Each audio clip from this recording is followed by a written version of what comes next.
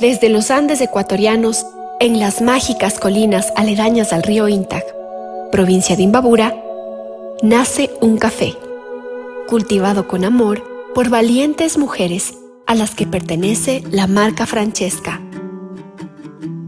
Cada grano se escoge con cuidado para que cada taza de café sea una experiencia única. Francesca te inspira. Francesca te apasiona.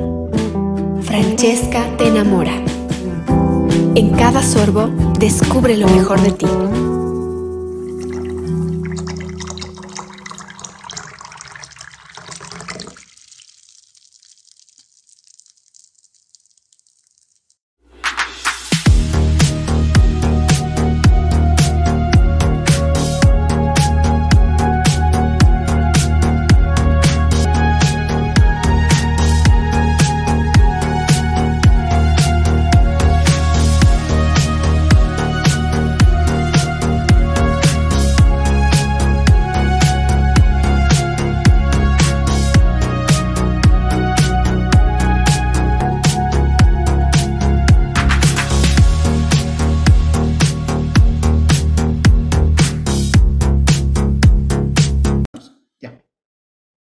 Bienvenidas compañeras, compañeros a esta nueva emisión de Hilando Fino. Tenemos el gusto de contar con nosotros con el doctor Milton Reyes, profesor del Instituto de Investigaciones de Altos Estudios Nacionales y de la Universidad Católica, con quien vamos a discutir el declive de la hegemonía angloamericana y el ascenso de China, con todas las implicaciones de tensión geopolítica que esto va a significar para América Latina.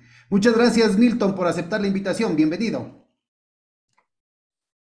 Muy buenas tardes, muchas gracias Pedro por la invitación, un gusto acompañarte y bueno, compartir un poco de mi trabajo que se basa en varios años también de investigación. Has estado trabajando tú, como bien dices, ya muchos años en este tema, casi toda tu vida profesional, tus especializaciones académicas. Y en este cortísimo tiempo, China no solamente ha sacado, según el Banco Mundial, la última cifra que vi, 850 millones de chinos de la pobreza, una verdadera proeza en la historia de la humanidad, sino que además en este corto plazo China se ha convertido en una amenaza para los Estados Unidos, de lo que antes se conocía como Chinamérica, recién nomás en la crisis de la implosión de Lehman Brothers. Ahora hemos pasado a que China es el malo de todas las películas, pues, y es la nueva Guerra Fría. Ya no es solamente Rusia, sino en el trasfondo del tema está la disputa por la hegemonía económica y geopolítica de China. Cuéntanos, ¿por qué tan rápido? ¿Qué pasó? ¿Qué pasó en China?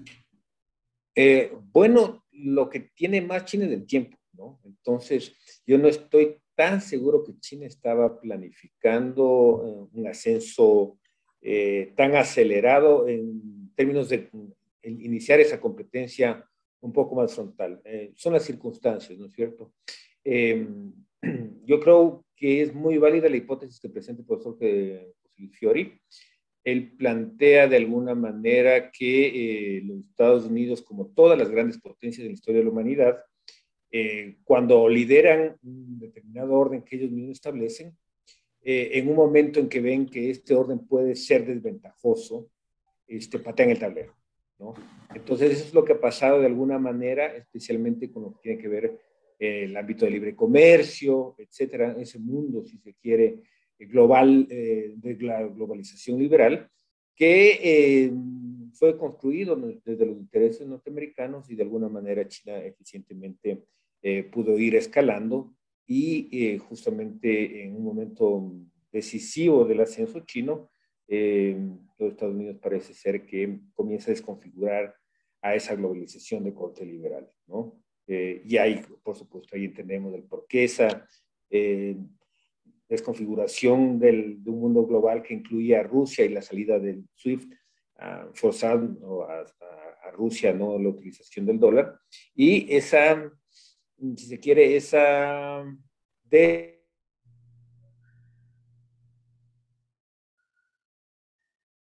también con el tema de aranceles y una serie de medidas que le contengan en su ascenso hacia un factor importante dentro de la mesa del poder global, que es el tema de la tecnología, el 5G, 6G, la inteligencia artificial, etcétera, etcétera, etcétera, ¿no? Esa creo que es una mesa muy importante para comprender cómo está configurado la competencia por el poder global actual.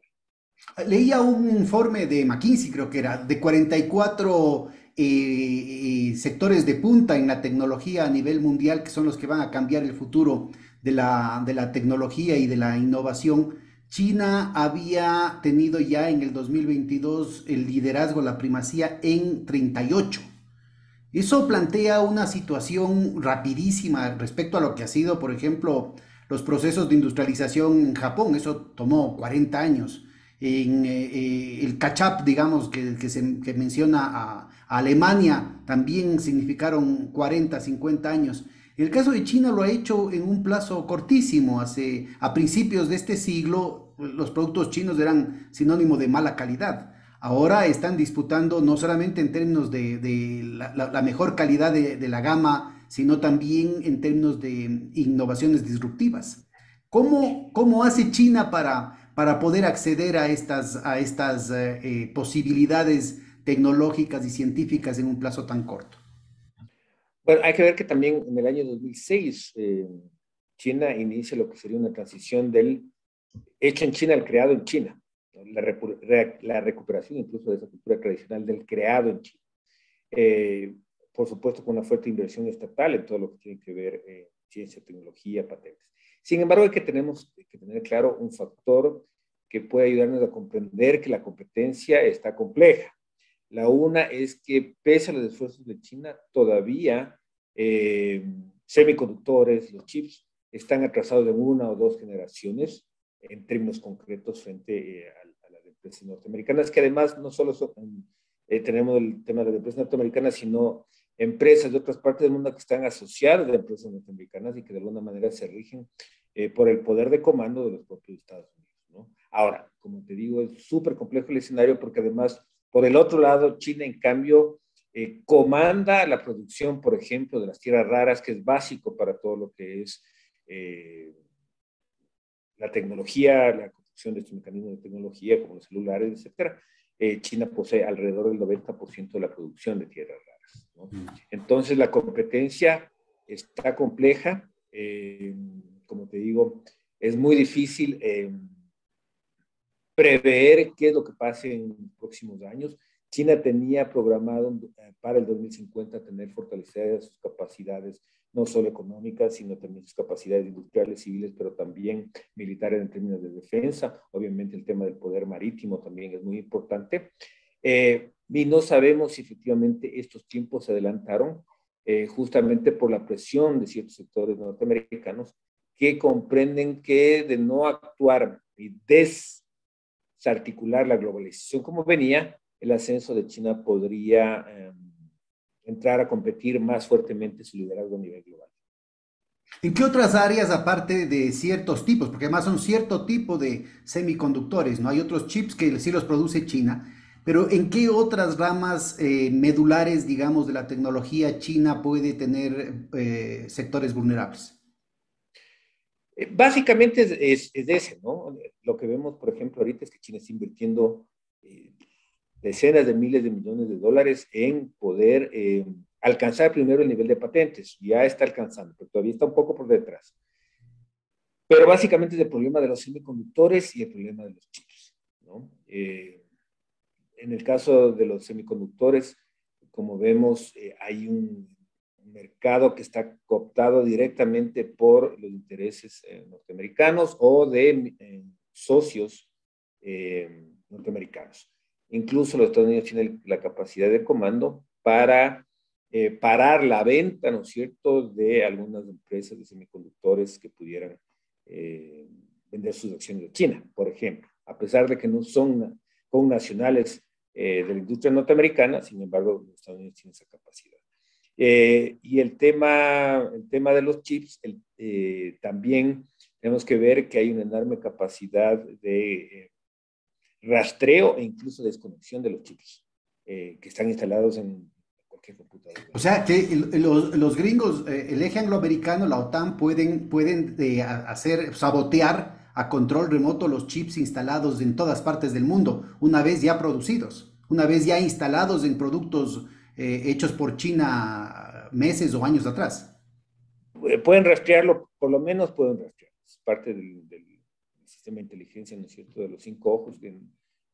Hay una profesora, Esther Majerowicz, que estudia este caso, ¿no es cierto? Y ella plantea efectivamente que hay la posibilidad de un rastreo de los chips, e incluso se puede desconectar los chips si fuera el caso, ¿no? Bueno, es un trabajo serio que deberíamos tomar en cuenta, por lo menos revisarlo, ¿no? Es un trabajo de 2019-2020, hay otras actualizaciones, pero me parece que ese trabajo es bastante adecuado y describe el poder, si se quiere, del eje angloamericano, junto a otros socios, ¿no es cierto?, en lo que tiene que ver con la tecnología. Y nuevamente esa articulación, que tal vez en América Latina no le hemos puesto, salvo algunos países, mucha atención, que es esa articulación entre la industria civil, la industria militar, la inteligencia, etc. Ahora, en esta situación se ve claramente el tema de las guerras, la guerra tecnológica, que incluye varias facetas, ¿no? En el caso específico que mencionas, las dos, la empieza Trump con la guerra comercial de manera explícita y la continúa Biden, el trumpismo sin Trump, y la acentúa, la profundiza sobre todo con la Chips and Science Act y con la Inflation Reduction Act, ¿no? Es decir, dos leyes que tienen apoyo bipartisano, bipartidista, y que parece ser que están muy bien estudiados, es decir, de lo que se tenía antes una serie de cortapisas a los mercados de ventas, de exportaciones de China, se ha ido avanzando en la cadena de valor a los mercados de provisión, tanto de bienes intermedios, como son los chips que vendrían tanto de Taiwán como de Holanda, como también de talento humano. Están prohibiendo el que personas, ingenieros sobre todo, científicos norteamericanos puedan participar no solamente directamente en empresas chinas, sino en empresas que eventualmente puedan tener algo que ver con la cadena de valor que de alguna manera les toque a los chinos. Este sí parece ser que es un tema en el que no le encontraron a la dirigencia china bien parada. Parece que en los otros aspectos tenían mecanismos de defenderse, tenían mecanismos de preparados con anticipación, con un plan B, con una alternativa que de alguna manera pudiese sortear el desafío. Pero en el caso de estas escaladas más recientes, parece ser que el Partido Comunista Chino fue sorprendido. Sí, a ver, lo que tenemos es que, claro, en el caso norteamericano como gran ¿Sabes qué? potencia, Tienes que acercarte un poquito más del micrófono, está cada vez más lejos. Ahí, por ya. favor. Entonces, lo que te decía es que, claro, los Estados Unidos como una gran potencia es normal en que el mercado y el Estado se acompañan, o sea, los intereses confluyen, ¿no? Para mantener el liderazgo, la hegemonía, como se quiera llamar, ¿sí? Y entonces actúa consensuadamente de alguna manera, ¿no es cierto? Los dos partidos simplemente siguen una guía estratégica, aunque con sus diferencias, ¿no? Aunque también ahí hay algunos temas que habría que revisar, por ejemplo, la salida desde Trump, si se quiere, de lo que sería una guía de acción estratégica más orientada desde la doctrina Carter, la doctrina Brzezinski, ¿no es cierto?, de evitar a toda costa esa articulación entre China, Rusia e Irán, ¿no? Y más bien en los últimos años, más bien se ha promovido indirectamente por errores de la política exterior norteamericana esa articulación, ¿no? Que es una pesadilla, si se quiere, para la geopolítica clásica de corte Brzezinski en la política tradicional norteamericana, ¿sí? En el caso chino, también el Estado comanda, no siempre directamente, sino indirectamente también al mercado y viceversa, ¿no? Los dos se acompañan. Hay, por supuesto, una relación un poco más fuerte, ya histórica, tradicional, entre el mercado y el Estado dentro de China. Y efectivamente, la presión que se inicia en el gobierno Trump sobre el tema tecnológico ha obligado a que el Partido Comunista Chino acelere ciertas temporalidades para el acceso y el desarrollo de nuevas tecnologías y especialmente lo que tiene que ver con chips y semiconductores. Ya había algún tipo de despliegue en ese plano, pero obviamente este nuevo espacio de confrontación o de competencia ha hecho que China despliegue más aceleradamente sus investigaciones, ¿no? Y bueno, también tenemos que ver que en algunos sectores lleva la iniciativa. Por ejemplo, hace un mes aproximadamente ya está el 5.5G y está el 6G y está pronto por ya lanzarse.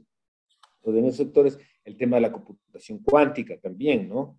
Entonces, hay sectores que están de punta. Por eso digo, es muy Eso, difícil evaluar, sectores de punta como ¿sí? inteligencia Porque artificial, como el tema de la inteligencia artificial. supercomputadora, la computación cuántica, que es distinta, Uh-huh. pero también hay temas de nuevos materiales, basado en este tema de, De los, nuevos materiales, de las exacto. tierras raras, y en biotecnología, ¿no? Uh-huh. Y claro, está ahí, está el tema eléctrico también, que es un tema Los que trenes de alta velocidad, es tenemos maglev. que estar atentos.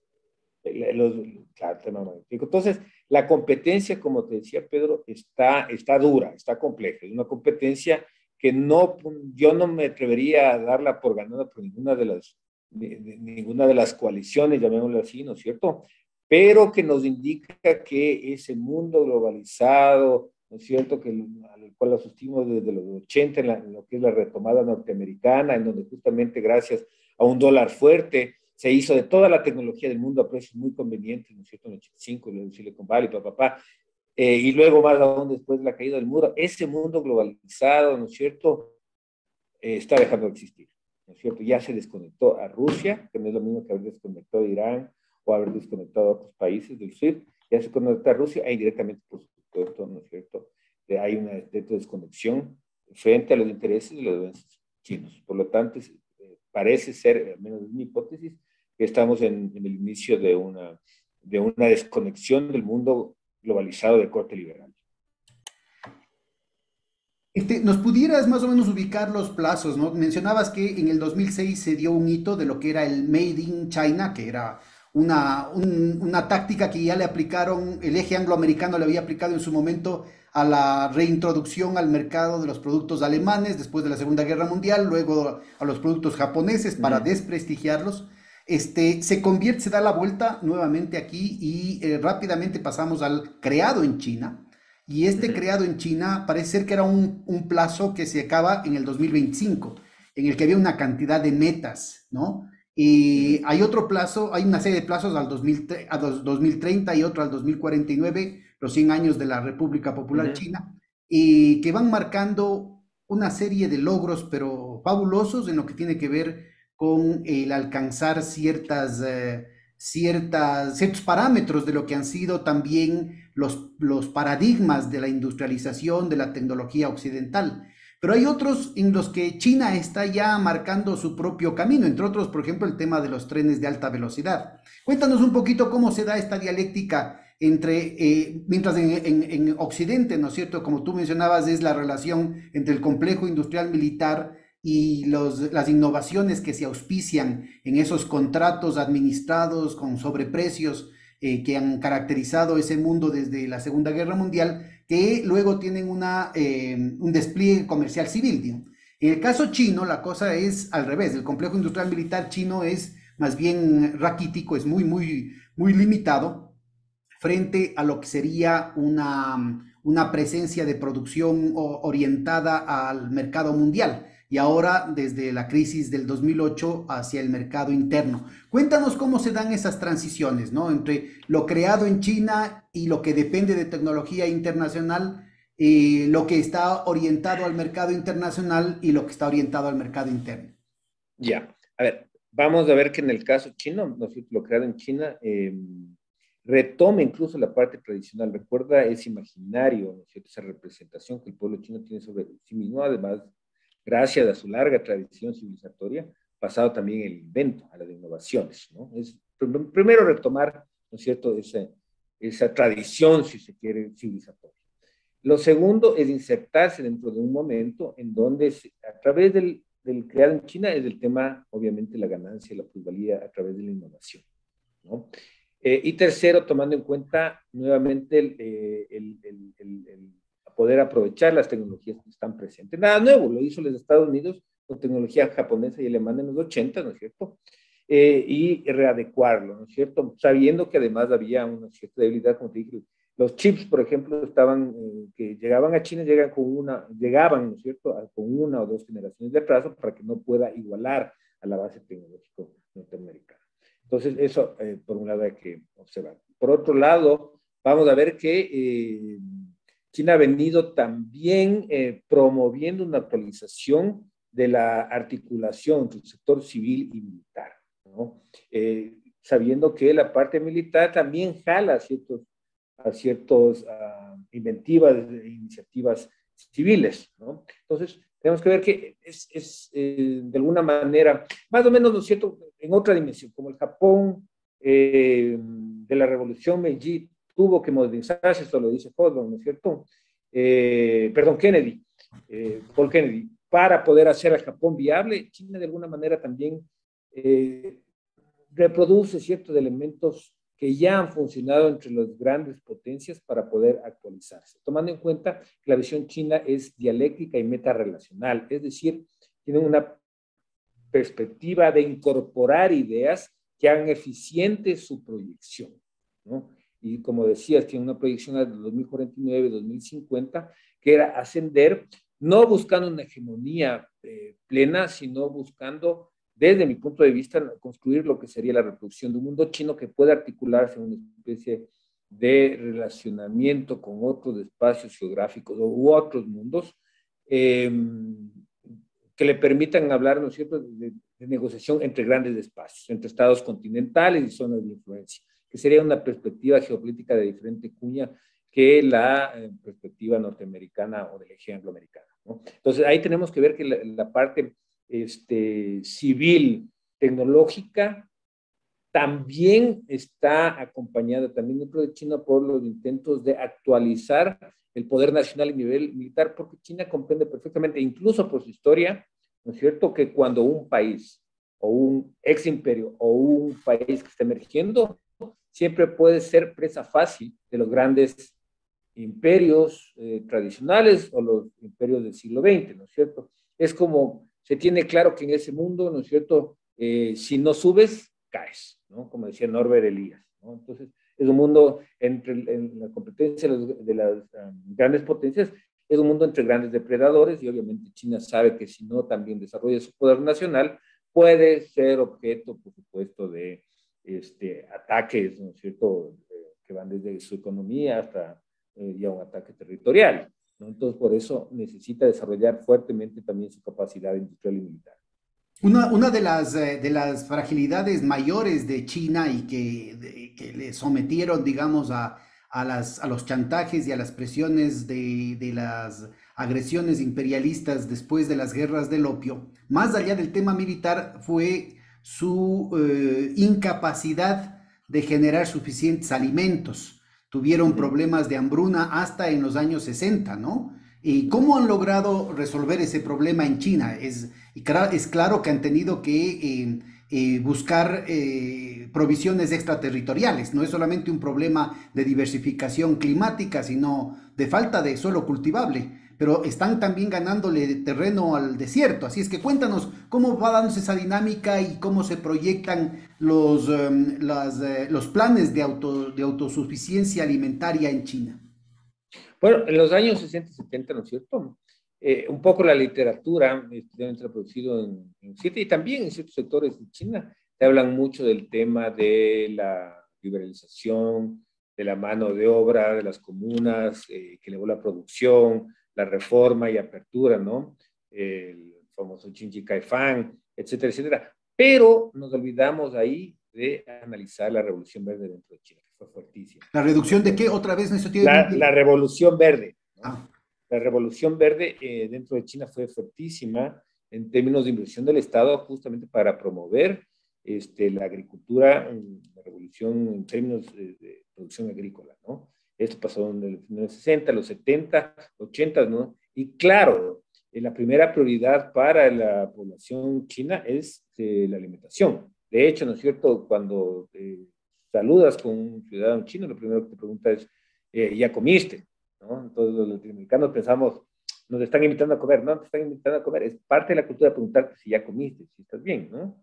Entonces, para que veas lo importante, y esto tiene que ver con el mundo material, y esto es bien interesante, porque de alguna manera, si nosotros hacemos una comparación, y Pedro, vos que eres economista y con toda la solvencia sobre el tema, si nosotros vemos, por ejemplo, la estructura del dólar flexible, nosotros vemos una moneda que no tiene un respaldo material, sino básicamente un poder estructural, poder político, militar, etcétera, etcétera. Mientras que en China, tanto por su tradición dinástica de 2000 años, ¿no es cierto? Pero también incluso por esa articulación, esa capacidad metarrelacional, dialéctica, también con el marxismo y otras corrientes filosóficas y económicas, todavía la riqueza tiene un sustento en algo material, ¿no? Entonces, eso hace también complicado poder comprender esa competencia en el poder global, porque como vemos, ¿no es cierto?, las transacciones de yuan apenas son un 3%, pero está atado a una moneda que tiene un respaldo. Mientras, ¿no es cierto?, tenemos un enorme despliegue, un 60, 70 y pico por ciento, ¿no es cierto?, de las transacciones internacionales basadas en un dólar que no tiene el respaldo ni siquiera un 20% de eso, ¿no? Más o menos, no hablo en datos plenamente exactos. Pero eso nos da la medida también de dos formas de ver, ¿no es cierto?, cómo se ve a la moneda, la economía, etcétera, etcétera. Entonces, son dos acercamientos eh, totalmente diferentes que no solo tienen que ver con la cultura, sino también con la civilización en un espectro más amplio, pero también una visión sobre lo que es la economía. Ahora, ligado a las dificultades de alimentación que involucraron gente hasta de mi edad, ¿no? Que yo he conversado en China, que todavía tenían problemas de Uh -huh. alimentación en los años 70, ¿no? Sí, Gente sí, sí, más o sí. menos de cuadros hijos de cuadros del partido y una Uh cuestión -huh. así, igual sufrían hambres. Estuvo ligado y en el marco además de toda una ideología neomalthusiana, a esa política de un solo hijo, ¿no? Es decir, Uh -huh. estas dificultades promovieron una cultura de tanta desesperación, diría yo, en la dirección del partido, que plantearon la política de tener un solo hijo, lo cual dio lugar a una pirámide poblacional terrible y probablemente uno de los elementos más serios, de los desafíos más serios que tenga que enfrentar China en los próximos años va a ser justamente el declive demográfico que van a tener y sobre todo el rápido envejecimiento de la población. Cuéntanos un poquito cómo está operando eso en la economía y en la sociedad china, sobre todo en Uh la -huh. cultura china. Esto primero es súper importante para comprender el por qué China no le interesa entrar en un espacio de confrontación directa, ¿no? Porque primero está solventar el tema económico que permita justamente solventar esta gran problemática demográfica, como decías, tienes una población que está envejeciendo, por lo tanto necesita rápidamente un crecimiento económico tal que asegure de alguna manera, ¿no es cierto?, una relativa tranquilidad para enfrentar los problemas a esa población, ¿no? Ahora ha habido una flexibilización, ¿no? Pero también tenemos que tomar en cuenta que en grandes ciudades ya no es un tema del Estado, es un tema de las personas, por ejemplo. De la cultura, ¿no? Sobre todo de las De, mujeres. la, de las mujeres, sí, tienen las mujeres también, de este tema de una modernización en ciertos hábitos de consumo, en donde ya tampoco, más allá de lo que diga o no diga el Estado, ya no se es proclive a tener una familia numerosa. Entonces, ahí tienes un problema demográfico que justamente ha sido analizado por el partido, por el Estado, bueno, el partido-Estado, ¿no? Para hacerlo más claro, que hace muy difícil que China entre en un conflicto a menos que esté en riesgo su propia sobrevivencia o sus intereses estratégicos más inmediatos y vitales, ¿no? Justamente por este problema. Ahora es impresionante que China tiene, por ejemplo, por lo menos 700, 800, 900 años de historia de manejo demográfico, ¿no? Encontramos libros antiguos y textos de cómo se debía manejar. Ahora, claro, obviamente el problema que se tiene actualmente tiene otras connotaciones, ya no estamos hablando de 200 millones, estamos hablando de Repite esto último, no se te entendió nada, Y Milton. esto con toda... Sí, que ya no estamos hablando de 100, 200 millones de personas, ¿no? Sino de, de al menos 1.300 millones de habitantes, ¿no? Y un problema considerable. Y además, también, si bien ha habido una revolución en términos de alimentos, también obviamente necesita ampliar su frontera agrícola en otras regiones, ¿no? Y esto obviamente no siempre genera las lecturas adecuadas, o por lo menos sí genera ciertas suspicacias, ¿no es cierto?, en otros estados, ¿no? Ahora, De mira, todas maneras, qué parte de esta reducción de la tasa de fecundidad se debe a un proceso interno propio? ¿Y qué parte tiene que ver más bien con la occidentalización de la cultura china? ¿Cómo calza esta nueva imagen que tienen las mujeres chinas de sí mismas en el contexto de la cultura milenaria, de la familia china, de la visión del tiempo a la que hacías referencia al principio de nuestra conversación? claro, esto pasa en las grandes ciudades, por ejemplo, Shanghai, ¿no? Sí, que tiene una influencia occidental y todo, pero también tiene un componente civilizatorio, cultural muy fuerte chino, pero también la dinámica, el ritmo de trabajo, el nivel de ingresos que es alto, hace que muchas parejas, los dos tengan ingresos altos, pueden viajar alrededor del mundo, pueden viajar dentro de China, y esto hace que también se lo piensen, ¿no? Por lo menos si es conveniente tener más de un hijo. Ya no el Estado y no necesariamente interviene ahí. Sí, de alguna manera podríamos hablar de occidentalización, etcétera, etcétera, pero básicamente también hay que ver estos nuevos componentes de ese nuevo acceso al consumo y a un tiempo de ocio que ya la juventud, o por lo menos ya bueno, la ex juventud ya van alcanzando los 40, 45 años, ya no están dispuestos, si se quiere, a sacrificar su tiempo criando hijos, ¿no? Entre comillas, sacrificar, ¿no? Entonces, es una situación que trata de ser revertido, ¿no es cierto?, por el Estado del Partido Chino, por ejemplo, en el campo, ¿no? En las zonas rurales, porque en las ciudades es bastante complejo, tomando en cuenta además que hay otros elementos culturales propios de la cultura china. Por ejemplo, el casamiento se necesita, ¿no es cierto?, ciertos bienes materiales, un departamento, que ya por los costos, ¿no es cierto?, en las grandes ciudades como Shanghái es casi imposible, ¿no? Estamos hablando de un departamento en el cual, ¿no es cierto?, se pueda, ¿no es cierto?, formar una familia, que es una condición tradicional china, son precios millonarios, no solo en yuanes, sino en dólares.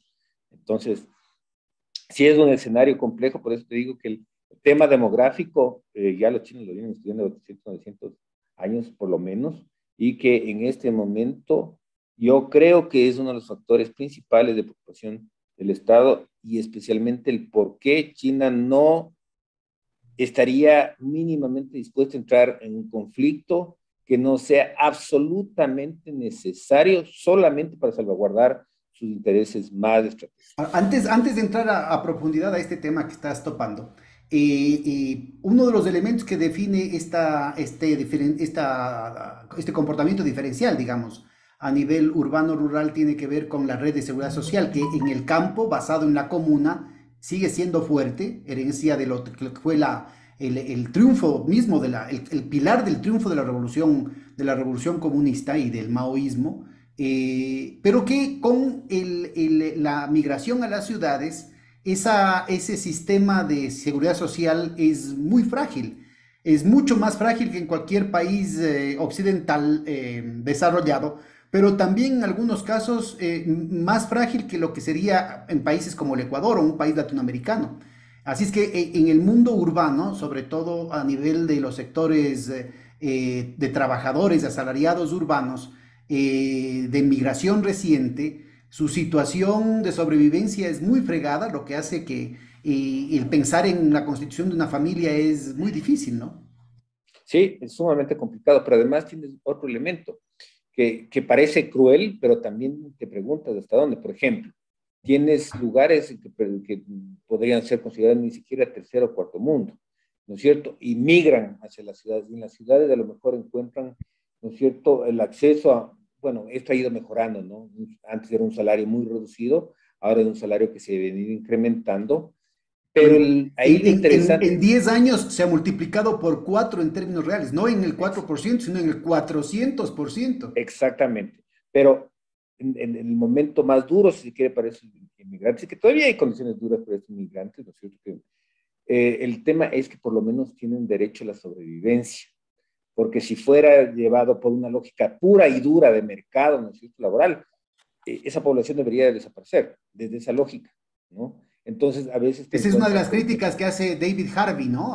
Sí. Diciendo que China es un capitalismo neoliberal, cosa que parece un poco exagerada, ¿no? Sí, porque, a ver, la planificación permite que en una tienda donde podrían trabajar en un sistema de recursos humanos occidental, incluso en el nuestro, ¿no? En el Ecuador, estamos por ahí con cualquier país del norte, en términos de manejo de recursos humanos, donde deberían trabajar 2 personas, tienes trabajando 10 ciudadanos chinos. Y esos 8 que no tendrían la oportunidad mínima de sobrevivir, sobreviven ahora con un salario cada vez mejor. Por eso es que se ha ido cortando la línea de la pobreza extrema y de la pobreza dentro de China.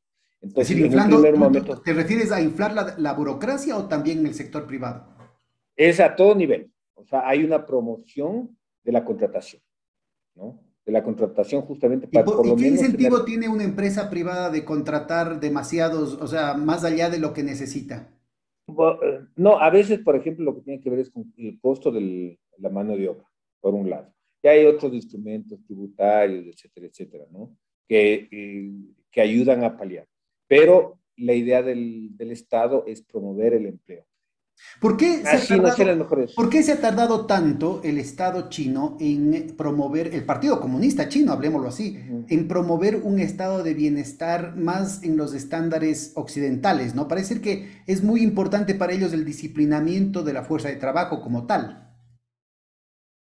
Sí, tiene que ver, me imagino, con temas de la necesidad de acumular aceleradamente, ¿no? De acumular para poder invertir al interior, interiorizar en la economía esos procesos de acumulación. Entonces tienes, claro, los primeros años fueron de esa captación de recursos a través de sus propios recursos, Japón, Francia, algo de los Estados Unidos, promover las zonas económicas especiales, generar acumulación, irlo reinvirtiendo e ¿A qué interiorizando te en otra refieres con los economía. primeros años? Porque ya desde los De años la, 70, pero sobre todo desde los 80, es mm, acelerada la mm, inversión gringa e inglesa y británica, ¿no? sí, pero también, también, y eso es interesante, de la propia China, ¿no es cierto? Repatriados también y japoneses también. O sea, hay una serie de inversiones que muchas veces se presenta como que es de Occidente, que viene, sí, efectivamente hay inversiones norteamericanas, pero hay mucha inversión propia de chinos de ultramar, chino mismo si se quiere, del Estado que logra generar este proceso de acumulación en un primer momento también, claro, con una mano de obra muy barata, etcétera, etcétera. También con, ojo, porque también se piensa que, países como el Japón no tuvieron que ver, no, Japón también invirtió. O sea, hay una serie de condiciones. Yo recomiendo ahí, está subido dentro de internet, hay un muy buen trabajo que es de Carlos Medeiros, que es justamente una cooperación entre el desarrollo del sudeste asiático y América Latina. Y ahí se nombra con algunos indicadores lo que hizo China al interiorizar en su economía esos grandes volúmenes de acumulación generados por estas ganancias iniciales. Y hay otro factor Puedes también. ponerle algunas fechas a este proceso? Es decir, cuál fue el origen de la inversión y en qué ramas, qué ramas pudieron despegar para cada una de las épocas y nombrando a los presidentes, ¿no? En la época de Deng Xiaoping, Uh ¿cuáles fueron los efectos de de la apertura con Jiang Xiao? ¿Cómo se llama el segundo? Jiang Zemin. Jiang Zemin, del grupo de Shanghai, con Hu Jintao y con cada uno de ellos hasta llegar a Xi Jinping. Sí, a ver, tenemos con Deng Xiaoping, hay este proceso muy famoso, ¿no? Pero que no explica todo, el de la reforma y apertura, ¿no? Desde el año 77, 78, por el frente. Aquí también hay una cosa muy interesante que hay que revisar, que es aquí se aprovecha la enorme capacidad de ahorro del propio pueblo chino. Por eso te decía que muchos de los temas vienen de la propia capacidad de ahorro del pueblo chino, y se reestructura el sistema bancario y financiero, ¿no? En un principio algo débil, pero después vemos la fortaleza que tiene. Y entonces pasa de una especie de monobank, ¿no es cierto? A una especie de Big Bang bancario, donde hay 4 bancos, incluido uno de esos va a ser el Banco de Desarrollo de China, ¿no? Y a partir de ahí se va especializando la banca.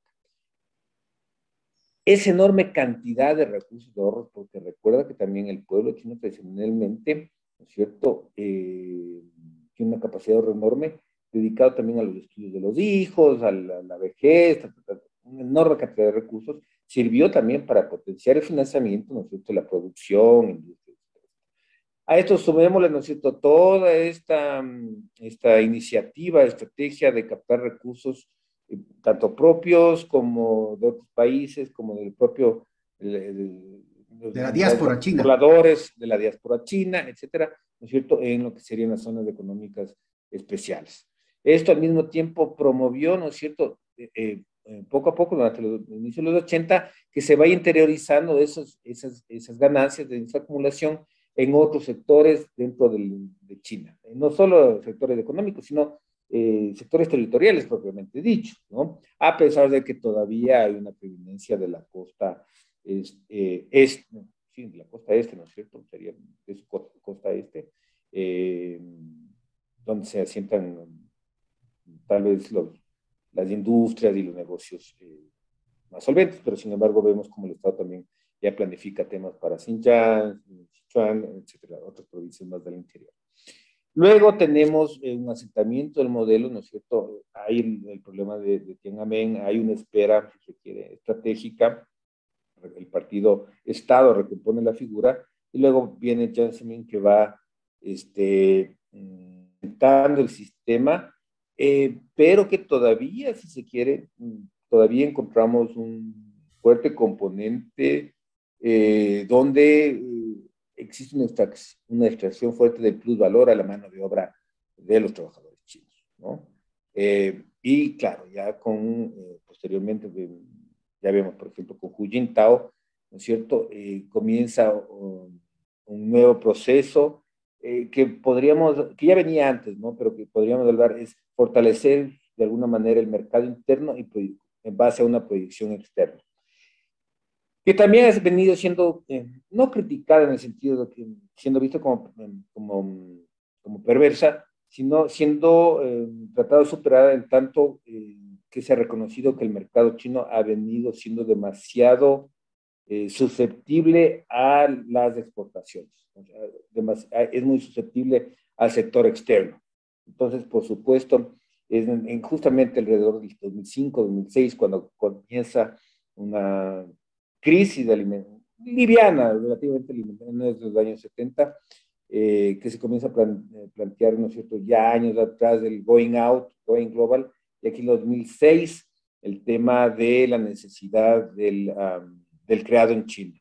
Viene la crisis de 2007, 2008, ¿no es cierto?, y China justamente comienza a plantearse la necesidad del desarrollo ampliado de su mercado interno, ¿no? Y entonces los planes justamente para ir sacando de la pobreza a su propia población, ¿no? Entonces ir fortaleciendo el mercado interno, un mercado que tal vez tenía 200, 300 millones de consumidores, con una potencialidad de por lo menos 700, 800 millones, hasta poder llegar a unos 1.300 millones en las próximas fechas. Y obviamente Xi Jinping, ¿no es cierto?, cuando asume va a seguir ya, ¿no? Recordemos que la planificación es un elemento central de la política china, no solo del partido, sino tradicionalmente, ¿no es cierto?,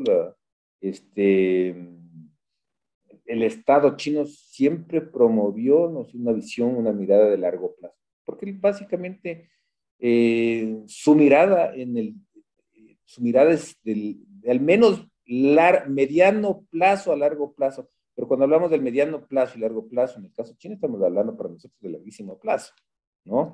Es una planificación, imagínate, la más cercana al 2049, Y estoy seguro que por lo No, menos hay una lo que es comunicación a para los 100. nosotros largo Claro, plazo, para ellos es el cortísimo plazo. claro, claro, Ahora, exactamente.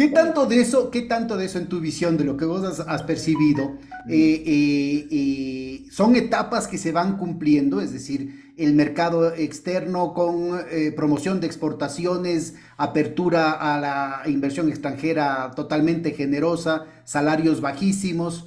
Pasamos a una situación gradual en la que entramos a un proceso de mirar hacia adentro, ¿no? Fortalecimiento del mercado interno, Ujú, redistribución ujú, real del ingreso, subida del salario básico, ujú. protección industrial, protección tecnológica. ¿Qué tanto de eso son fases que lo tenían fríamente calculado y qué tanto de eso tiene que ver con lucha entre fracciones, ¿no? Es decir, parece ser que, por ejemplo, Jintao no solamente que ajusta cuentas con el grupo de Xiao Ximing, ¿no? El grupo de Shanghai, sino también con otro sector del Partido Comunista, de la Juventud Comunista, que estaría con Hu Jintao en el último congreso. ¿Cómo verías tú este proceso o tiene que ver más bien con planificación de largo plazo que tenía? Hay igual, hay una planificación de largo plazo y luego vienen competencias internas que, ¿no es cierto? Imagínate en un partido comunista de al menos eran 50 millones, estaba tratando de recortar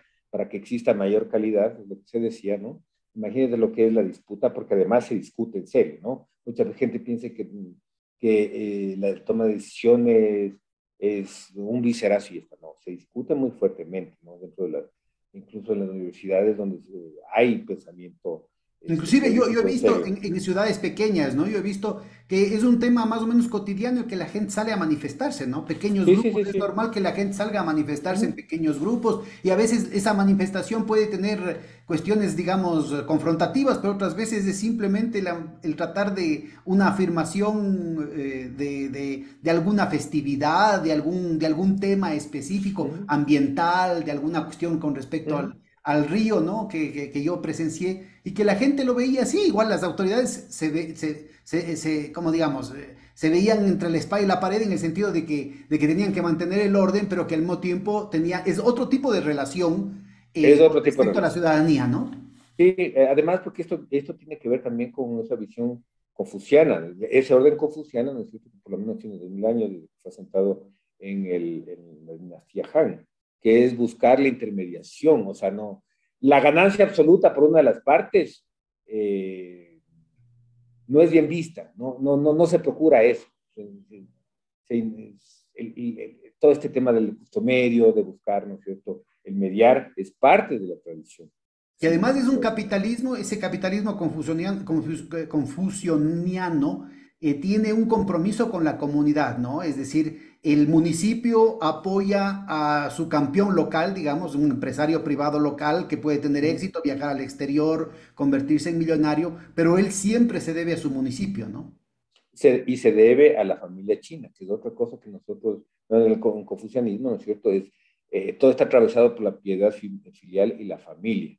Entonces, un ciudadano chino siempre va a ser parte de lo que se llama la familia china, ¿no? Entonces, eso también nos indica, por ejemplo, que un gran empresario chino, ¿no?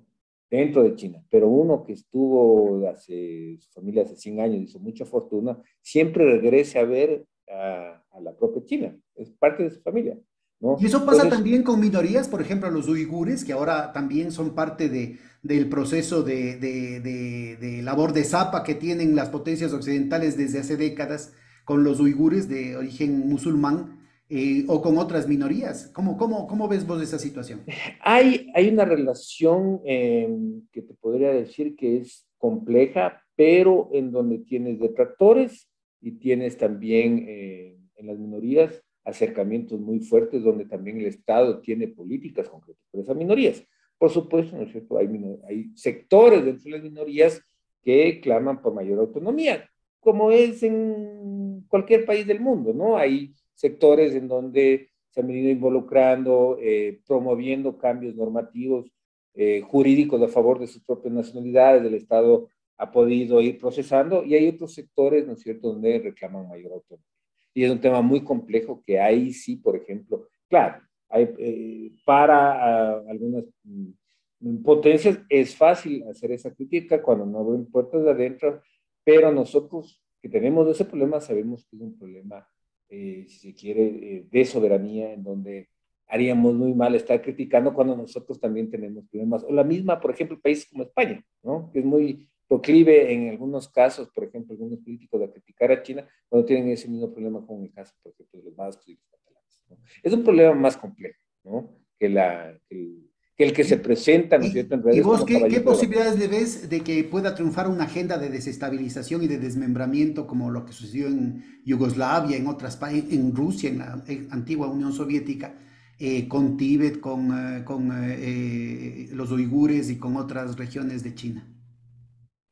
Creo que es un tema complejo, no creo que es tan fácil porque, como digo, también hay sectores dentro de esas poblaciones que también han sido incluidos dentro de la política estatal china, en términos de acceso a educación, salud, vivienda, educación universitaria, oportunidades, etcétera, etcétera, ¿no es cierto? Como saben, por ejemplo, en el caso del Tíbet mismo, ¿no es cierto? Hay políticas que benefician a sectores que antes eran siervos, ¿no? Siervos llanos. Entonces es un tema muy complejo que tan, claro, ya, los especialistas podrían darnos una cátedra, pero nuevamente, ¿no? Creo que es un tema de política interna en donde mal nosotros que también tenemos problemas irresueltos de dar el suficiente reconocimiento, la suficiente apertura, pero sin embargo tampoco podemos garantizar una autonomía plena del Estado ecuatoriano. A nuestras minorías lo mismo creo que en otra dimensión sucede en China, ¿no? Y lo mismo pasa en, no se diga, en varios países de Europa, ¿no? Ahora, mira, aquí podemos ubicar un punto de convergencia con algo que mencionaste anteriormente y que tiene que ver con el tema de la inversión de la diáspora. Hay una versión totalmente maniquea que además se la ha hecho como las sopas Maggi, ¿no? Se abrió el sobre y en 5 minutos con agua caliente ya tiene sopa. Así se ha hecho toda una narrativa en torno a la enemistad entre Taiwán y China y el tema de la separación. Pero acordémonos, no solamente que Taiwán fue invadida, la isla de Taiwán fue invadida por las tropas del Kuomintao, que fueron derrotadas por los comunistas en 1949. Más de 1 millón de personeros del Kuomintao entraron sin permiso a la isla de Taiwán y formaron ahí gobierno, pero ellos jamás renunciaron a ser parte de China.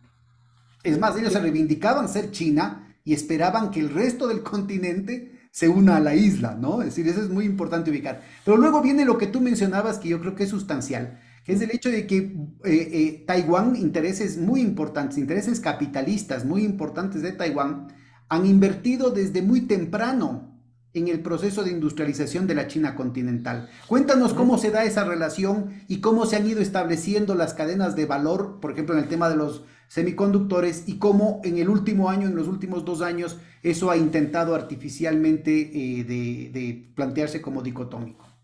Ya. A ver, primero, ver que un poco lo que va pasando en el sudeste asiático, nosotros conocemos Japón, luego los países de la Asia, etcétera, hay esta figura de los gases voladores, ¿no? Qué bueno, ¿Esta sí, figura de pues, qué? ¿Esta figura de qué de, dijiste? de los gansos voladores, ¿no? El ganso líder va jalando a los otros, ¿no es cierto? Esta figura a veces es cuestionada, pues es criticada, pero en términos muy generales podemos decir que Japón encabeza en un primer momento, ¿no es cierto?, ciertos sectores económicos que ya en el gobierno de Reagan comienzan a ser castigados por aranceles, y entonces Japón muy hábilmente, ¿no es cierto?, va trasladando algunas industrias a Corea y esto a su vez a otros países, ¿no es cierto?, los tigres del Asia, para evitar, ¿no? Y por los Estados Unidos esto está bien porque de paso no permite que Japón siga acumulando enormes cantidades de recursos, pero al mismo tiempo, ¿no es cierto?, sigue accediendo a bienes baratos que al mismo tiempo impactan positivamente porque no hay inflación para sus trabajadores. Y eso llegó también a Taiwán. Y Taiwán reproduce eso con China, ¿no es cierto?, en términos de estas zonas económicas temporales. Yo recuerdo en el 2005-2006, para esto ya había ido a visitar directivos del Kuomintang y son 3 partidos, el que está en el gobierno, no recuerdo ahora, mil disculpas, el Kuomintang, y hay otro partido, si no recuerdo, es el partido de la gente primero, que ya habían ido a visitar a sus ancestros, o sea, ya había un reconocimiento, un acercamiento. y el único del que está ahorita en el gobierno que tenía una posición más, entre comillas, de autonomía, ¿ya? En ese momento se hablaba de Economist, hablaba de Economist de Inversión Asiática, hablaba que el dinero había hablado y había ganado, en términos de que los empresarios taiwaneses tenían muchas inversiones dentro de China, que por lo tanto no estaban interesados en ningún tipo de disociación, ¿no es cierto?, entre Taiwán y China.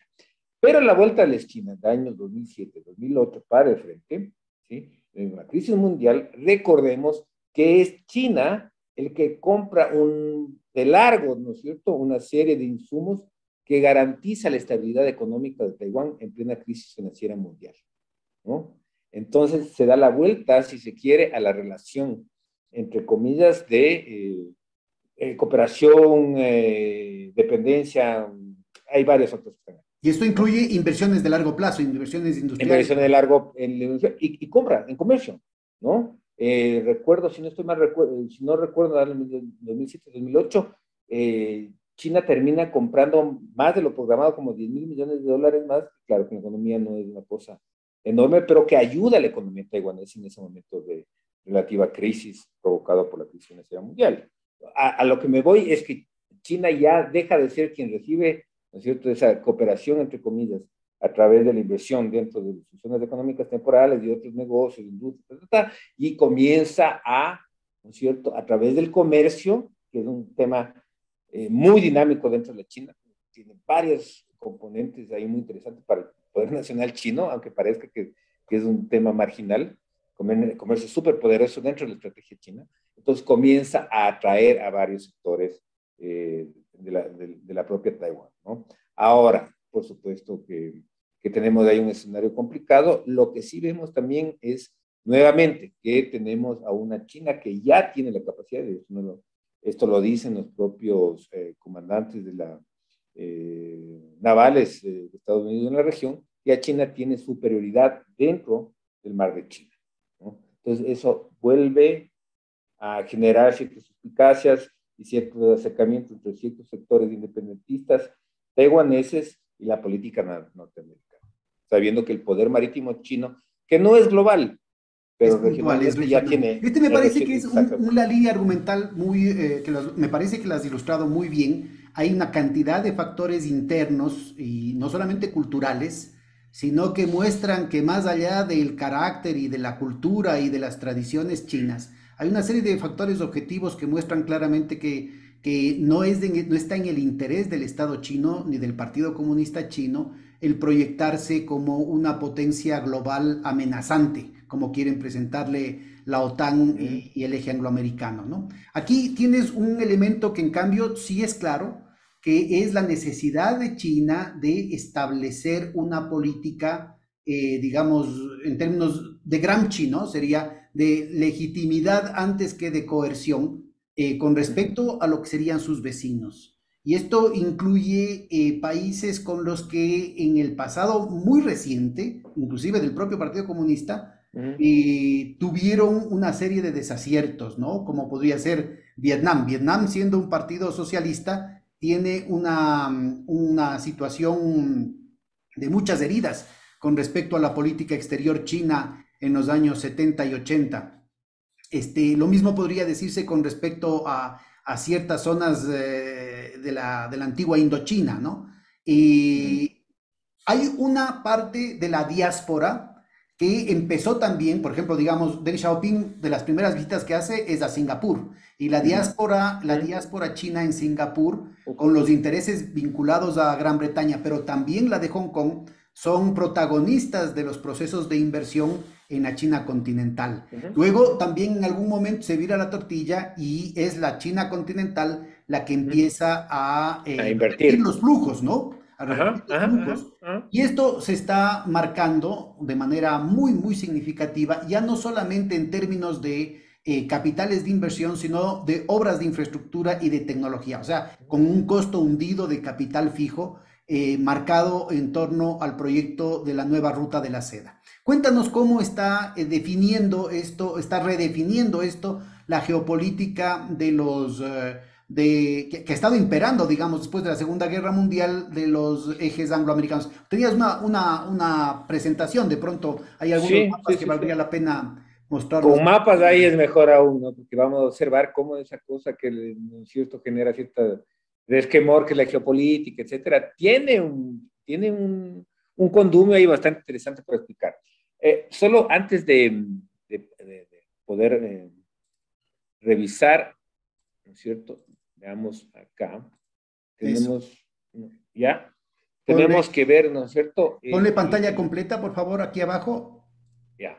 Ahí se ve. Sí, está muy bien. Sigue Ya. nomás. Entonces, este es el típico mapa en donde se nos resume a dos clásicos de clásicos, ¿no es cierto? Geopolíticos, ¿no? Está Pero de la tan geopolítica británica, yo te diría, yo creo que es británica importante y saber eso. americana, Y luego McKinley es británico y luego, inglés. luego Spingman, tienes que es inglés, que es Spingman, que es americano de origen holandés, holandés. ¿no? Entonces me parece que Exactamente. es importante ubicar eso. Entonces, no es que es una agenda china, sino que Ajá. esto claramente muestra que hace más de 100 años había una serie de disposiciones que ahorita, ¿no es cierto?, se les está saliendo de las manos al eje angloamericano, ¿no? Claro, aquí, ante todo, no tenemos que comprender que curiosamente, Mackinder, que es inglés, es lo que, a pesar del poder naval que tenía Inglaterra, lo que él dice, hay un espacio, ¿no es cierto?, que es el poder terrestre del Harland, ¿no?, que tiende o podría tender a expandirse, ¿sí? Y ese, obviamente, coincide más o menos con lo que va a hacer Rusia y luego la Unión Soviética, ¿no? Mientras, y él le pone atención a este lugar, ¿no? Entonces plantea que quien controle de alguna manera este de Europa podrá controlar el Harland, ¿no es cierto? O el pivot, y por lo tanto la isla mundial y por lo tanto el mundo. Spigman, al contrario, ¿no es cierto? Ya en el periodo entre guerras y en la Segunda Guerra Mundial, él va a plantear. Discúlpame, que Sí, yo creo que es muy sí, sí, sí. importante señalar esto, ¿no? En la teoría de Mackinder, que prácticamente organizó la política exterior británica desde finales del siglo XIX, era fundamental el control de Europa Oriental para controlar el Heartland. Y por eso se dio la Primera Guerra Mundial. Yo creo que es súper importante tomar en cuenta esa situación, porque De, ahora de, uh-huh. sí, porque ahora me parece que también, ¿no es cierto? Toda Europa, yo creo que están siendo víctimas de este juego geopolítico. Ellos se asumen aliados del eje angloamericano, pero en realidad están siendo víctimas de este proceso. Yo creo que la explicación podría estar dada por precisamente la repetición de la misma receta que provocó la Primera y también la Segunda Guerra Mundiales en la anterior crisis, no solamente hegemónica, sino estructural del capitalismo, ¿no? Sí, lo que pasa es que en el caso de Mackinder, básicamente le estaba expresando ya una política inglesa que era la de no permitir una hegemonía en Europa, que al mismo Alemania. tiempo sea una plataforma, Alemania o Francia, el que sea, y que sea una plataforma para atacar al poder naval inglés, ¿no? Entonces, ahora, ¿qué es lo que pasa? Por eso digo, hay que poner la atención en la geopolítica. A veces se piensa que es muy instrumental para las grandes potencias. Sí, fueron desarrolladas las grandes potencias, como todas las teorías de relaciones internacionales también. Es decir, lastimosamente, las teorías de relaciones internacionales parten de los grandes problemas de las grandes potencias, ¿no? Por eso nosotros también tenemos el deber, así el Ecuador se ha considerado un Estado pequeño, en proyectar, estudiar las relaciones internacionales y proyectar nuestros intereses, ¿no? Entonces, lo que vemos efectivamente es que plantea la zona pivot, primero en 1904, la zona pivot, luego Harlan en 1919, y esta parte de acá, ¿no es cierto?, es como los espacios periféricos, ¿no? El anillo. Pero bueno, sí, el anillo, pero a él lo que le interesaba es que no se produzca, ¿no es cierto?, el que pueda conquistar este espacio conquista la isla mundial y por lo tanto Spinner le va a dar la vuelta a la ecuación y plantea que quien controla este espacio, el Rimland, va a poder contener a la potencia terrestre y por lo tanto ya no podría hacerse de la isla mundial. Sin embargo, en caso de hacerse de isla mundial una sola potencia, esto podría en riesgo, si se quiere, en los dos frentes a los Estados Unidos y por lo tanto sería necesario una articulación hemisférica para que la isla mundial, ¿no es cierto?, sea contenido en los dos mares y América sea una especie de isla que pueda resistir cualquier embate. Eso en términos generales es largo de conversar. Pero aquí lo interesante, ¿no es cierto?, tanto para nosotros como para el área concreta de lo que sería la isla mundial, es que nos vamos a encontrar que ya Haushofer, ¿no es cierto?, al cual injustamente se le ha acusado de que fue el geopolítico de Hitler, ¿no? Planteaba otra cosa muy diferente a lo que planteaba Hitler, pero sin embargo él hablaba de la posibilidad de que exista un bloque euroasiático entre Japón, Alemania, etcétera, etcétera, incluso con la Unión Soviética, todo lo contrario que planteaba Hitler. Y esto, ¿no es cierto?, era respondido por Spiegelman y otros geopolíticos de que si esto sucedía de un bloque euroasiático que puede controlar a África, incluido, podría ser muy peligroso para los Estados Unidos porque estarían apenas, ¿no es cierto?, a pocas horas de vuelo de lo que sería Dakar, ¿no es cierto?, natal. Por lo tanto, ¿no es cierto?, había que controlar Sudamérica y ahí entendemos toda la construcción de la política de represión en el Cono Sur. Volvamos nuevamente, ¿no es cierto?, años anteriores. Si nosotros vemos, ¿no es cierto?, China está en la periferia, entre comillas, ¿no es cierto?, en el Rimland, sería muy importante para controlar Rusia, pero también China es una potencia terrestre que podría tener, de alguna manera, la posibilidad de ser una potencia anfibia. Entonces, para el momento actual, esto ya es una visión desde Brzezinski, quien es el que plantea la doctrina Carter. Años después había que controlar todo este espacio para no permitir un despliegue, ¿no es cierto?, en ese momento de la Unión Soviética y luego de Rusia, ¿no?, que sigue siendo, más allá de quien dirige al Estado, sigue siendo una potencia terrestre. Pero si nosotros vemos, ¿no es cierto?, en esa articulación, que se puede articular China como potencia anfibia y la Unión Soviética hasta Europa, ¿no es cierto?, ahí encontramos el temor que tiene, ¿no es cierto?, ciertos sectores angloamericanos, porque básicamente se podría conformar una especie de bloque euroasiático que nuevamente reproduciría según ellos, esa amenaza en los dos océanos, ¿no?, de quedar a Estados Unidos rodeado, o sea, el continente americano rodeado por la isla mundial.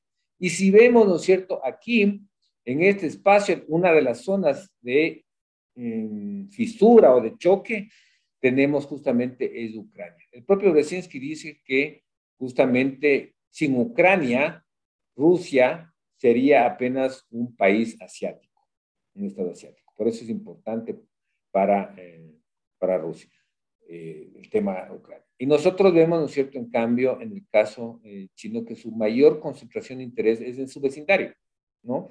Su tema de estratégico, si lo vemos como militares. Entonces, a través de la organización Foro Shanghai, ha ido, como bien decías, limando asperezas, ¿no es cierto?, con sus vecinos, incluido también con Rusia, la India, etcétera, etcétera, para ir apaciguando ciertos elementos que le podrían ser incómodos para su desarrollo económico, nuevamente volviendo al tema, dado su problema demográfico, ¿no?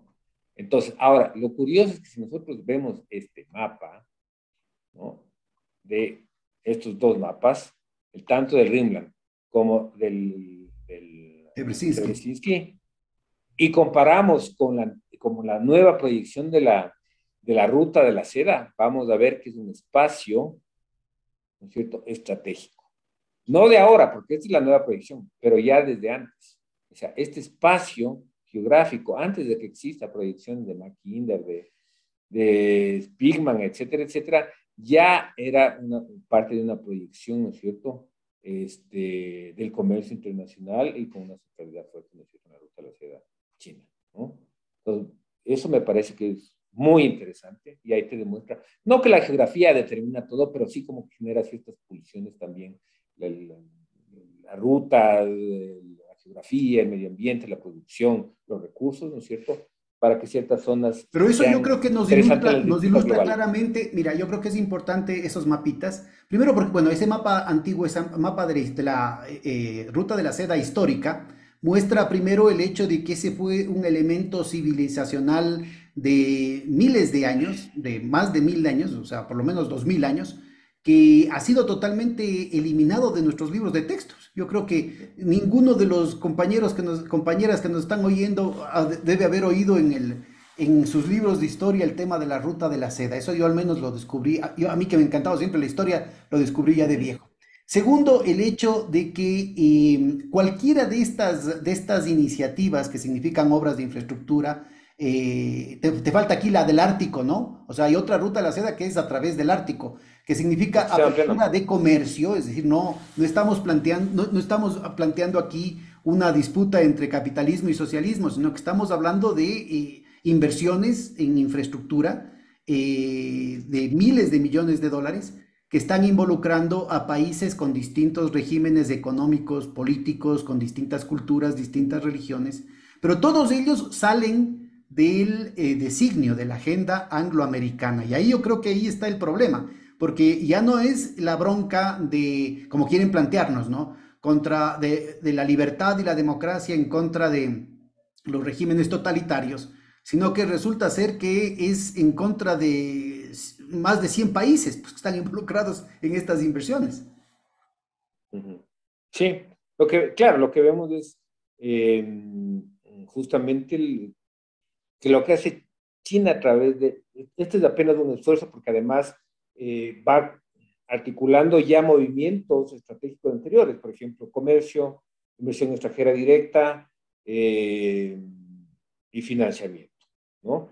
Además, diálogo político y cooperación en este nuevo esfuerzo que es la nueva ruta, ¿no? De la seda. Pero además, ¿no es cierto?, intentando ejercer algo que dentro de su tradición milenaria, confuciana, ¿verdad?, está presente, que es generar una especie de fuerza centrípeta de carácter pacífico, ¿sí?, para que los intereses vayan convergiendo dentro de dentro de los intereses de una China central. Pero, ojo, no es, el mundo chino no fue centro y periferia como lo podríamos entender, por ejemplo, ¿no es cierto?, en los estructuralistas latinoamericanos, sino que es un mundo donde el centro y la periferia se dan en términos de distancia, pero en términos de relaciones de poder directo. Ahora, que hay un mundo chino idealizado, sí, probablemente, ¿no? Por eso te decía que mi hipótesis es que se trata de tener relaciones con otros espacios, pero el mundo chino alrededor del cual ejercer una zona de influencia y especialmente ligado al tema de seguridad, ¿no es cierto?, sería el proyecto principal. Además, atravesado por un tema muy interesante, que es la recuperación de la figura de un Estado. Cuando hablabas de la posibilidad de entender la acción china a través de Gramsci, también se lo puede entender, también digo, porque sí hay articulación entre confucianismo y el pensamiento de Gramsci dentro de algunos centros de pensamiento chino mismo, pero básicamente la idea es, desde esa visión confuciana, es tratar de hacer de China una especie de Estado Yunzi. Yunzi era, dentro de la perspectiva confuciana, una especie de caballero o noble. Está mal traducido, no es exactamente eso porque aparece un tema colonial, ¿no? Pero es aquel que da el ejemplo al otro y lo educa, pero no lo educa para que sea igual a él, sino para que él mismo busque en su propia individualidad su propio camino. Entonces, esto en relaciones internacionales es súper potente, porque la política exterior china no te dice, haz esto, te dice, busca tu camino, no necesitas copiarme, ¿sí? Te damos el ejemplo de cómo ser individuales según nuestra propia historia, nuestra propia civilización, ¿sí? Pero básicamente busca tu propio camino y tu individualidad, algo que parece contradictorio con esta idea de la comunidad de la familia china, pero que es básico para comprender el pensamiento también confuciano, ¿no? Entonces, Ahora, mira, ahí tenemos un elemento de imágenes muy, muy potentes. ahora, esta iniciativa, que es muy reciente, empieza en el 2013, yo te cuento que cuando nosotros planteamos el tema del Banco del Sur, se discutía justamente la posibilidad de una construcción masiva de infraestructura y los interlocutores chinos de esa época, hace 14, 15 años, lo veían lo decían, sí, esto es una cosa interesante. Yo decía, miren, ustedes tienen, en ese entonces eran 2 millones de dólares de la Reserva Internacional, ahora son 3 millones de millones, aunque están reduciendo, denominados en dólares, ¿no? Y les decía, Keynes tenía esa frase, si es que le debes 10,000 dólares al banco, estás fregado vos, pero si le debes 10,000 millones de dólares al banco, el que está fregado es el banco, porque puede ser que no te paguen.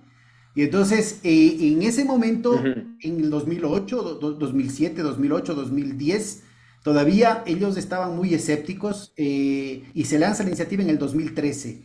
La narrativa ha ido cambiando del escepticismo inicial que tenía Occidente, y sobre todo la OTAN, la OECD, han ido rápidamente mudando hacia la maldad intrínseca del proyecto, porque esto es el imperialismo chino, que lo que en realidad quiere es que los países se sobreendeuden.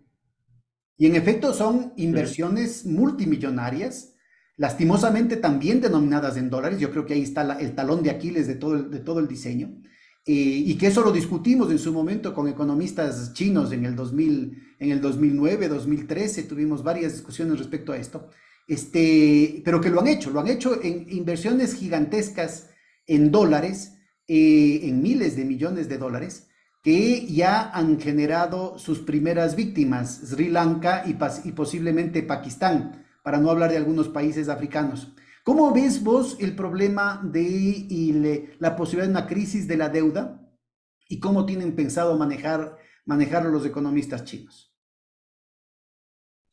Sí, este es un tema que no es solamente técnico, que hay que verlo desde el lado del político, desde la perspectiva de China político, ¿no? Habrá algunos temas que es de suma interés, por ejemplo, el tema del posicionamiento en Sri Lanka, el tema de una base, que probablemente por ahí se negoció a cambio de amortiguar un poco el problema de la deuda. No creo que con Pakistán vaya por ese lado.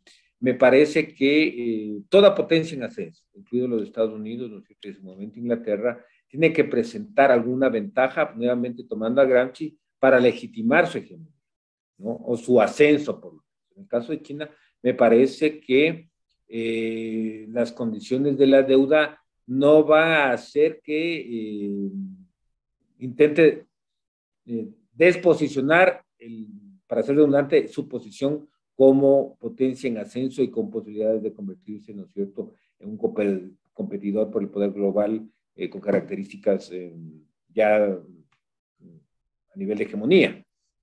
Entonces, creo que va a haber procesos de negociación en donde hay acuerdos que no signifiquen poner en riesgo la estabilidad de los países deudores y se buscará otras formas de alternativas, ¿no? Porque lo que menos le interesa a China es, ¿no es cierto?, como se diría en la propia empresa en China, perder cara, es decir, perder legitimidad, ¿no? Ellos tienen muy claro, ¿no es cierto?, por eso está Hu Jintao, ¿no es cierto?, llaman a Wang Hunin, que es el que construye este término del poder blando chino, esto power chino, que es una apropiación del término de Nai, de Joseph Nye, pero que representa ya una perspectiva tradicional de la cultura china, que es esta posibilidad de atraer pacíficamente, ¿no es cierto?, de legitimarse pacíficamente sus intereses en relación a otros actores. Entonces, a mí me parece que no habrá un tipo de crisis de deuda como ha existido en otros momentos, ¿no es cierto?, tanto como en el caso ecuatoriano, latinoamericano, como lo hubo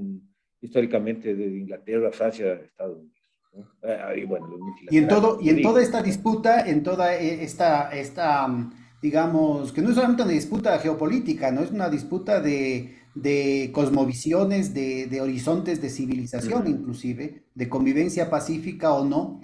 ¿Qué papel le ves vos a América Latina en este gráfico que nos estás mostrando? Creo yo que es de los principales socios comerciales, ¿no? Entre el 2000 y el 2020, Uh y -huh. cómo en los hechos China ha conquistado el mundo a través del comercio, no a través de las cañoneras, no a través de las bases militares, no a través de las invasiones como han hecho las potencias occidentales, sino a través del comercio. Cuéntanos, América Latina aparece ya fuera de la órbita norteamericana en términos comerciales y sin embargo seguimos siendo el patio trasero como lo mostró la general Laura Richardson, ¿no? Claro, lo que pasa es que tenemos que tener en cuenta que América del Sur es estratégico en términos geopolíticos para la perspectiva norteamericana. Como te dije, si nosotros vemos el mundo desde arriba, si es que existe una sola potencia que pueda dominar el Euroasia, rodea a lo que es Norteamérica. Entonces, por lo tanto, la predicción norteamericana es convertirse en una especie, en ese momento convertirse en una especie de isla en donde Sudamérica tiene que estar articulado a Norteamérica, ¿no? Y además teniendo en cuenta que Dakar y Belén está alrededor de 4 horas de vuelo, o sea, no es nada. Entonces, por lo tanto, dentro de la estrategia norteamericana, el Caribe, en primer lugar, y luego Sudamérica, no es negociable como espacio geopolítico de interés. Ahora, esto también tenemos que ver otra dimensión, que la enorme cantidad de recursos estratégicos que beneficiosamente o lastimosamente el sur poseemos junto con África, ¿no es cierto? Por ejemplo, tema de litio, algunas tierras raras, algunos componentes, justamente, ¿dónde están? En el sur, ¿no? Entonces, por supuesto que son espacios que también se convierten en espacios de competencia por el poder global, en donde, por supuesto, ¿no es cierto?, siempre hay la tentación de ciertas potencias occidentales, no solo de Estados Unidos, sino de Europa, ¿no es cierto? Históricamente las grandes potencias, ¿no es cierto?, son proclives a controlar esos recursos de manera pacífica o, si es necesario, a través de acciones más fuertes. En el caso chino, la estrategia es comercial, es financiera.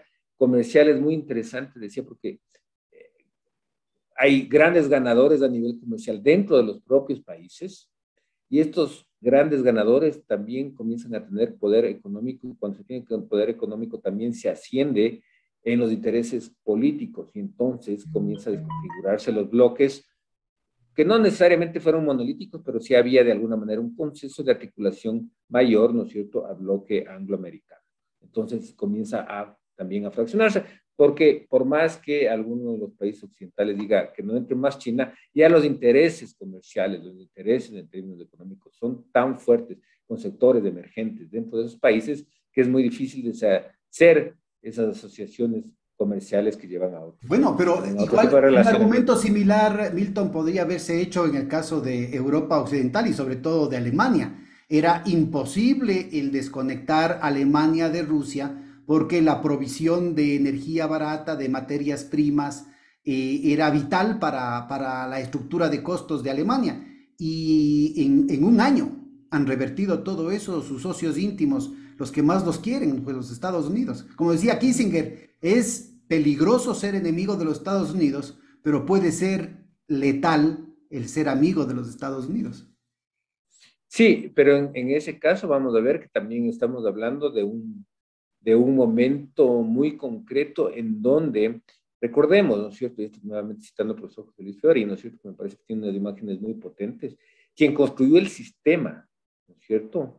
El sistema, la máquina, esa máquina de acumulación de riqueza, poder y guerra, que fue Europa, ¿no es cierto?, desde el siglo XII, XIII, ¿no es cierto?, el Estado, economía nacional, ese mundo de grandes depredadores capitalistas, ¿no es cierto?, ahora es una periferia, sí central, pero del centro, ¿no es cierto? Entonces, está dentro de ese proceso, ¿no? Y obviamente con todas las consecuencias que puede traer.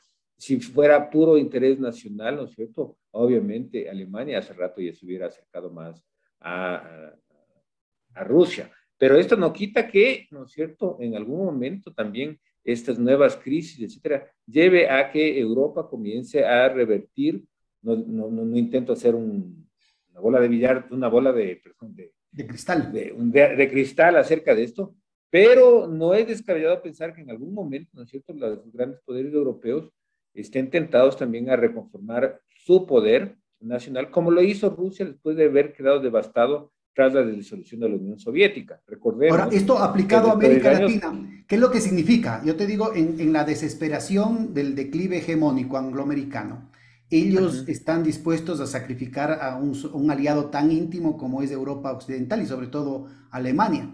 En el caso de América Latina, con mucho menos poder, con mucho menos lealtades de parte, inclusive étnicas, de parte de los Estados Unidos con respecto a América Latina, ellos estarían dispuestos a poner en orden su patio trasero con una cantidad de atropellos, como ya se los ha visto, ¿no? Es decir, en México con un gobierno de derecha, ellos revirtieron un contrato ya firmado no solamente para la construcción, sino también para el financiamiento del tren de alta velocidad México-Querétaro. En Argentina acaban de hacer una amenaza de retaliaciones bíblicas si es que Argentina prosigue en el proyecto de fabricar aviones con tecnología china. Parece ser que lo que está pasando en el Ecuador también es un ajuste, una jalada de orejas a Lazo por pretender renegociar la deuda con China. Es decir, parece ser que la fase que se nos viene, ya tienen puesto hasta fecha, primero era 2027 y ahora ya es 2025, de tener una guerra, un conflicto bélico con China, pasa por un escalamiento del cerco económico Y parte de ese cerco económico puede incluir el transformar esas relaciones que el propio Occidente habían creado con el libre comercio, ¿no? Entonces, esta penetración que vemos de esa América Latina roja no es por comunista, sino por el aumento del comercio con China, y ese comercio puede ser artificialmente distorsionado por sendos paquetes de sanciones o por un escalamiento de las sanciones que ahora ya no sería solamente con Rusia, sino que también sería con China. ¿Cómo ves vos esa posibilidad? A ver, yo no estoy tan seguro, y eso hemos discutido, la verdad, da para discutir mucho el tema de un declive. Lo que hemos visto, ¿no es cierto? Si hacemos una historia, una revisión, desde el 71 para el frente, Estados Unidos tiene una enorme capacidad de reinventarse, ¿no? Entonces hay que poner atención sobre el tema, ¿no es cierto? Recuerda que en los años 70 parecía, ¿no es cierto?, que ya estaba en un franco proceso de declive, y en el 85 estaba recuperando su poder, una retomada de la hegemonía norteamericana, ¿no es cierto?, súper fuerte, ¿no? En el año 2007-2008 hay la crisis mundial, y cuando hay el problema del COVID, ¿no es cierto?, opera en el sistema financiero internacional y no permite la falta de liquidez en cuestión de semanas, opera rapidísimo, mucho más eficiente que en 2007 y en 2008, a pesar de seguir teniendo algunos de los mismos vicios que tenía en el 2007. Entonces, lo que vemos es una capacidad de reinvención, y especialmente tomando en cuenta que el sistema financiero internacional es parte del sistema monetario norteamericano, que ese te demuestra el poder que tienen los Estados Unidos. Pero más allá de eso, efectivamente los Estados Unidos lo que ha dicho, ¿no es cierto?, es no préstamos, ¿no es cierto?, que sea proclive que América Latina se endeude con China. Esa es una de las operaciones fuertes que tiene, si se quiere, la política exterior norteamericana, y hasta ahí. Ojo, ¿por qué digo hasta ahí? Porque incluso en la Colombia, ¿no es cierto?, el propio presidente Duque, expresidente Duque, las inversiones chinas, no directamente del Estado central, sino de los gobiernos locales, estaban ingresando fuertemente y siguen ingresando en varios países de América Latina. Y el tema comercio, lo que me atrevo a decir es que tampoco es tan parable, porque hay tantos actores y hay tantos ganadores, ¿cierto? Y hay una serie de recursos que los Estados Unidos no alcanza a compensar. Por ejemplo, el tema de la soya en Brasil, el tema de la energía eléctrica que está siendo comprada, ¿no es cierto? Y eso con Bolsonaro mismo, ¿no es cierto? Las empresas energéticas, las empresas de electricidad que fueron compradas prácticamente, ¿no es cierto?, en su gran mayoría por empresas chinas. Entonces el escenario es más complejo que la simple proyección norteamericana. Una guerra directa me parece que es muy poco viable, en tanto los dos son potencias nucleares y hay una asociación también China-Rusia. Lo que sí Y en es... ese contexto, entonces, ¿cómo verías tú la posibilidad de más inversiones chinas? Es decir, ahorita está el tema de también de algunos proyectos de infraestructura, como el tema bioceánico, pero Bioceánico. también se abren las puertas ahora, sobre todo con las recientes decisiones de Argentina, de entrar en algo que yo recuerdo, tus amigos académicos brasileños eran muy escépticos, y que tiene que ver con la nueva arquitectura financiera y el nuevo rol que podría tener la sustitución del dólar como monopolio mundial de la transaccionalidad, el crédito, la liquidez, etcétera, etcétera. Sí, o sea, el, el tema de Rusia con China parece que destrabó un poco el periodo en que China mismo dejó de internacionalizar su moneda. Y ahora como que ha comenzado nuevamente a hacer algún tipo de ejercicio, ¿no es cierto? Swaps cambiarios, etcétera, etcétera, ¿no es cierto? Bueno, con Rusia. Y por eso te digo, no ha sido por acción directa o predicción china, sino más bien reacción a la política norteamericana, ¿no? Porque ellos habían ralentizado la internacionalización del yuan, justamente sabiendo la vulnerabilidad en términos de la masa, ¿no es cierto?, de transacciones que se realiza en la estructura del dólar flexible, ¿no? En términos de inversiones, obviamente, nuevamente, si bien los Estados Unidos tienen una capacidad de inversión en términos de su poder, también China, ¿no es cierto?, tiene una también enorme capacidad de flexibilización y de adaptabilidad. Es decir, si ya no funciona Estado central, ¿no es cierto? Hay gobiernos de estados locales que han penetrado en las economías nacionales con diferentes mecanismos, llave en mano, etcétera, etcétera. El tema del comercio también siempre se mueve de manera interesante. O sea, lo interesante es que los chinos cuando establecen relaciones, no llaman a que los otros se conviertan en reproductores de lo que dice China, sino ellos se adecúan a cómo el otro país quiere, ¿no? Y entonces, en ese sentido, la franja y la ruta para América Latina, pero dentro de la propia Euroasia, pero especialmente, ¿no es cierto?, teniendo en cuenta que en América Latina todavía no está tan asentada como en el Euroasia, se convierte en una especie de horizonte en donde la disposición a tener relaciones en el futuro está dada, pero luego se va adaptando a qué es lo que los países podrían querer y ahí se rebalancea en términos institucionales y los objetivos dentro de China porque tiene esa capacidad por la centralidad que tiene el Estado, ¿no? No tiene que negociar mayormente con otros actores, sino el Estado tiene la capacidad de agencia, si se quiere llamarla de alguna manera, para poder operar esos cambios necesarios para adaptarse a las circunstancias y a los requerimientos que los países en América Latina o en otros lugares propongan. Oye, nos quedó corto el tiempo, así es que te comprometo, Milton, para una No, seguro, segunda seguro. sesión y profundizar el tema de la presencia o las relaciones China-América Latina en el marco de este proceso de meter en vereda a su patio trasero que parece ser que Estados Unidos, en el que parece ser que Estados Unidos está ahora empeñado.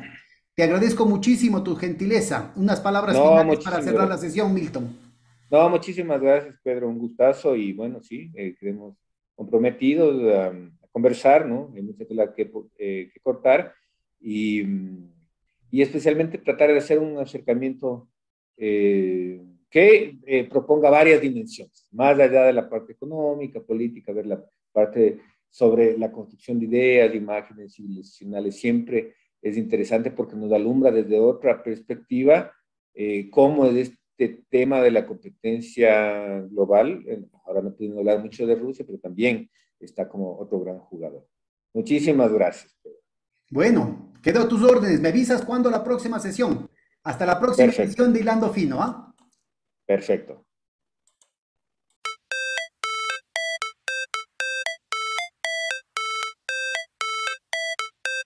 Recuerda visitarnos en todas nuestras redes sociales. Hoja de Ruta Radio, escuchando a un mundo mejor.